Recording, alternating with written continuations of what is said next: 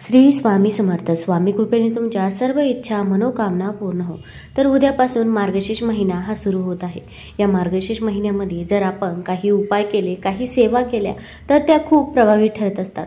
प्राचीन धार्मिक ग्रंथानुसार मार्गशीर्ष महिना धार्मिक कार्यांसाठी विशेष मानला गेला आहे. म्हणून हा महिना अतिशय शुभ मानला जातो. या महिन्यापासून सत्ययुग सुरू झाले असेही म्हटले जाते. त्यामुळे या महिन्यात उपासनेसारखे शुभ कार्य अधिक फलदायक ठरते. मार्गशीर्ष गुरुवारचे व्रत सूर्योदयापासून सूर्यास्तापर्यंत पाळले जाते. असे म्हटले जाते की मार्गशीर्ष गुरुवारचे व्रत करून देवी लक्ष्मी आणि भगवान विष्णूची पूजा केल्याने भक्तांना लक्ष्मी नारायणाचा आशीर्वाद प्राप्त होतो. लक्ष्मी देवीच्या कृपेने सुख, समृद्धी आणि संपत्ती देखील येते. तर आपल्याला या मार्गशीर्ष महिन्यामध्ये प्रत्येक गुरुवारी काही उपाय करायचे आहे की जे उपाय केल्यामुळे आपल्या आयुष्यात येणारे अडचणी, अडथळे, संकटे हे नक्कीच दूर होतील. भरपूर जणांना पैशांबाबत अडचणी असतात, आर्थिक टंचाई असते, पैसा हा स्थिर राहत नाही, कुठेतरी वायपळ हा खर्च होऊन जातो किंवा खूप मेहनत घेऊन देखील पाहिजे तसा त्याचा मोबदला मिळत नाही. मग आपण पण नाराज होतो. मग अशा वेळेस आपण जर काही उपाय केले तर नक्कीच आपल्याला त्यामधून मार्ग हा निघेल. माणसाच्या मूलभूत गरजा भागवण्यासाठी पैशाची गरज ही प्रत्येकालाच असते. तसेच भरपूर जणांच्या विवाहामध्ये अडथळे येत असतील तर काय करावे, घरामध्ये आजारपण असेल तर ते आजारपण दूर होण्यासाठी कोणते उपाय करावे, ही सर्व माहिती आपण आज या व्हिडिओमधून जाणून घेणार आहोत. हिंदू धर्मात हळदीला खूप महत्त्वाचे स्थान आहे. हळदीला भगवान विष्णू आणि गुरुग्रहाशी संबंधित मानले जाते. भगवान विष्णू आणि गुरुग्रह आपल्यावर खुश असतील तर आयुष्यात आपल्याला खूप यश मिळते. त्यांच्या शुभ कृपेने आपल्या पत्रिकेतील अनेक वाईट दोष नाहीसे होतात. परंतु यांना नेहमी खुश ठेवण्यासाठी तुम्हाला हळदीशी संबंधित काही अचूक उपाय करायलाच हवे, ज्यामुळे आपल्या आयुष्यामधील अडचणी, अडथळे हे नक्कीच दूर होते. प्रत्येक गुरुवारी भगवान विष्णूंची आणि माता लक्ष्मीची पूजा आराधना करा आणि त्यांना पूजेदरम्यान हळदीचा टिळा हा जरूर लावावा. लवकर लग्न व्हावे यासाठी आणि वैवाहिक आयुष्य सुखी करण्यासाठी हा चांगला उपाय आहे. त्यामुळे तुम्ही मार्गशीर्ष महिन्यामध्ये प्रत्येक गुरुवारी हा उपाय आवर्जून करावा. तसेच गुरुवारच्या दिवशी पूजा करताना कपाळावर आणि मानेवर हळदीचा टिळा लावावा. यामुळे तुमच्या कुंडलीतील गुरुग्रह मजबूत होतो आणि आपल्याला प्रत्येक कामामध्ये यश हे मिळते. मग तुमच्या घरामध्ये लहान मुले असतील किंवा मोठे मुले असतील त्यांच्या देखील कपाळावर तुम्ही हळदीचा टिळा हा जरूर लावावा. तसेच मानेवर देखील हा हळदीचा टिळा लावावा. यामुळे आपल्या आयुष्यामध्ये प्रगती देखील होत असते. जेव्हा आपला गुरुग्रह बळकट असतो ना, तेव्हा आपल्याला कशाची चिंता ही राहत नाही. आपल्या आयुष्यात येणारे सर्व अडचणी, अडथळे हे आपोआप दूर होतात आणि आपल्याला प्रत्येक कामामध्ये यश हे मिळत जाते. त्यामुळे तुम्ही हा उपाय जरूर करावा. तसेच या मार्गशीर्ष महिन्यामध्ये प्रत्येक गुरुवारी आंघोळ करताना आपल्याला पाण्यामध्ये एक वस्तू टाकायची आहे, ते म्हणजे चिमूटभर हळद आपल्याला टाकायची आहे. हळद ही माता लक्ष्मीला आकर्षित करत असते. असं केल्यास नोकरी आणि व्यवसायामध्ये उत्तम यश मिळते. शिवाय हा उपाय जर तुम्ही दररोज केला तर याचा अधिक फायदा तुम्हाला हा नक्कीच दिसून येईल. यामुळे आपला गुरुग्रह देखील बळकट होतो. तसेच आपल्याला यश हे मिळतच जाते. मग घरातील प्रत्येक व्यक्तीच्या आंघोळीच्या पाण्यामध्ये हळद ही टाकावी. अगदी चिमूटभर हळद असली तरी पण चालेल, पण तुम्ही हा उपाय दररोज करून बघा. नक्कीच तुम्हाला याचा अनुभव हा येईल. तसेच परीक्षेसाठी किंवा इंटरव्ह्यूसाठी जाण्याआधी एका लहान रुमालामध्ये अगदी छोटासा सफेद रुमाल घ्यायचा आहे. त्यामध्ये चिमूटभर हळद ठेवायची आहे आणि ती हळद आपल्यासोबत ठेवायची आहे. यामुळे तुम्हाला आत्मविश्वास निर्माण होईल व आपण प्रत्येक संकटांना सामोरे जाऊ. परीक्षेमध्ये देखील यश मिळेल आणि इंटरव्ह्यूमध्ये देखील तुम्हाला यश हे निश्चितच मिळेल. आता मार्गशीर्षचा गुरुवार आहे म्हटल्यावर आपण घराची साफसफाई तर करणारच आहोत. तसेच आपल्याला उंबरठ्याचे लेपन हे जरूर करायचे आहे. हळद आणि गोमूत्र टाकून उंबरठ्याचे लेपन आवर्जून करावे. तसेच आपल्या बाहेर जे अंगण आहे, तुम्ही फ्लॅट सिस्टम मध्ये राहत असाल तरी पण तिथे थोडासा स्पेस हा बाहेर असतोच. त्या स्पेसमध्ये आपल्याला पाणी शिंपडायचे आहे, म्हणजे पाण्यामध्ये चिमूटभर हळद टाकायची आहे आणि अगदी स्प्रे केलं तरी पण चालेल. यामुळे नकारात्मक ऊर्जा आहे ती आपल्या घरामध्ये प्रवेश करणार नाही.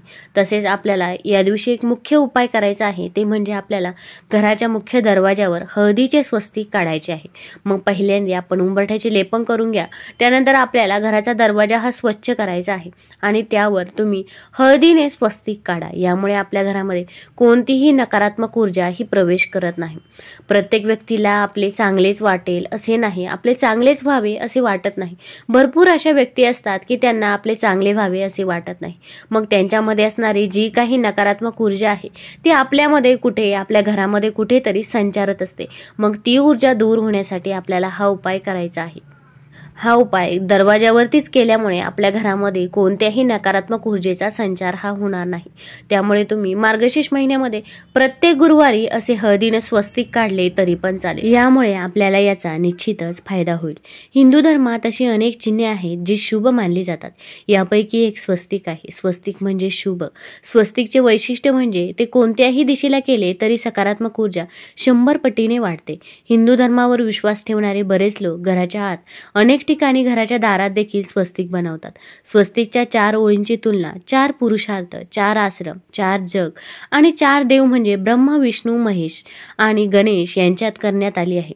स्वस्तिकच्या 4 ओळी जोडल्यानंतर मध्यभागी बनवलेला बिंदू वेगवेगळ्या समजुतींद्वारे परिभाषित केला जातो. जर तुम्ही स्वस्तिक योग्य प्रकारे बनवले असेल तर त्यातून खूप सकारात्मक ऊर्जा निर्माण होते. ही ऊर्जा वस्तू किंवा व्यक्तीचे संरक्षण करण्यासाठी उपयुक्त ठरते.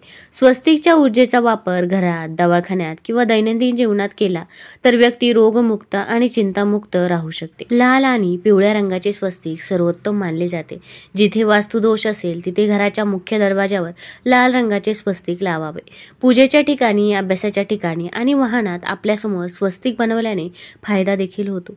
त्यामुळे तुम्ही मार्गशीर्ष महिन्यामध्ये प्रत्येक गुरुवारी दरवाजावरती हळदीने स्वस्तिक जरूर काढा. याचा तुम्हाला निश्चितच लाभ हा बघायला मिळेल. तसेच उंबरठ्यावरती हळदीचे लेपन केल्यामुळे आपल्या घरामध्ये माता लक्ष्मी ही निरंतर वास करते. त्यामुळे हळदीचे लेपन देखील करायला विसरायचं नाही आणि दरवाजावरती स्वस्तिक काढायला देखील आपण विसरायचं नाही. तसेच प्रत्येक गुरुवारी सकाळी केळीच्या झाडाला हळदीचे पाणी हे आवर्जून टाकावे. यामुळे लग्नाशी संबंधित समस्या देखील दूर होतात. तसेच गुरुवारी हळदीचे झाड लावणे देखील शुभ मानले जाते. जर आपण असे केळीचे झाड लावले तर आपले नोकरी, व्यवसायामध्ये येणारे अडचणी, अडथळे हे दूर होतात आणि ते झाड जसे जसे मोठे होत जाते तसे तसे आपल्याला यश हे मिळत जाते. त्यामुळे तुम्ही केळीचं झाड हे आवर्जून लावावे. अगदी तुम्ही बाहेर बाल्कनीमध्ये देखील केळीचं झाड लावलं तरी पण चालेल. नंतर मोठे झाड झाल्यावरती तुम्ही एखाद्या शेताच्या बांधावरती देखील हे झाड लावू शकता. तसेच मंदिरामध्ये देखील केळीचे झाड लावणे शुभ मानले जाते. मग जिथे जागा असेल तिथे तुम्ही केळीचे झाड आवर्जून लावावे. ज्यांना नोकरी आणि व्यवसायामध्ये अडचणी येत असतील, तसेच ज्यांचे लग्न हे जुळून येत असतील तर अशा व्यक्तीने केळीचे झाड हे आवर्जून लावावे. तसेच मार्गशीर्ष महिन्यामध्ये महालक्ष्मीचे व्रत देखील आपण करत असतो. मग या दिवशी आपण ही सर्व कामे सकाळीच केली तर त्याचा आपल्याला आणखीनच फायदा होईल. महालक्ष्मीचे व्रत करत असताना आपण जो कलश भरणार आहोत त्या कलशाचं पाणी आपल्याला दुसऱ्या दिवशी आपल्या घरामध्ये आवर्जून शिंपडायचं आहे. कारण जो कलश भरलेला असतो आपण त्यानंतर महालक्ष्मीची कथा वाचतो आणि तसेच पूजापाठ, सेवा करत असतो. त्याचे फळ हे आपल्याला नक्कीच मिळत असते. त्यामुळे ते कलशामधील जे पाणी आहे ते आपण घरामधील 4ही कोपऱ्यांमध्ये शिंपडायचं आहे. अगदी बेडरूममध्ये, किचनमध्ये, गॅलरीमध्ये देखील तुम्ही हे पाणी शिंपडावे. यामुळे आपल्या घरामध्ये कोणतीही नकारात्मक ऊर्जा असेल तर ती दूर होईल. तसेच घरामध्ये सुख, समृद्धी, शांती देखील लाभेल. माता लक्ष्मीचा निरंतर वास होईल. त्यामुळे तुम्ही हा उपाय जरूर करावा. आणि ज्यांनी मार्गशीर्ष महिन्यामध्ये गुरुवारचे व्रत हे केले नसेल तर त्यांनी महालक्ष्मीची सेवा केली, ओम महालक्ष्मी नमः या मंत्राचा जप केला, तसेच विष्णू सहस्रनाम पठण केले, एक श्लोकी विष्णू सहस्रनाम पठण केले तरी पण त्यांना त्या व्रताचे पूर्ण फळ हे मिळत असते. त्यामुळे तुम्ही सेवा देखील करू शकता किंवा जर कथा वाचन करणे शक्य नसेल तर तुम्ही श्रवण तरी करावे.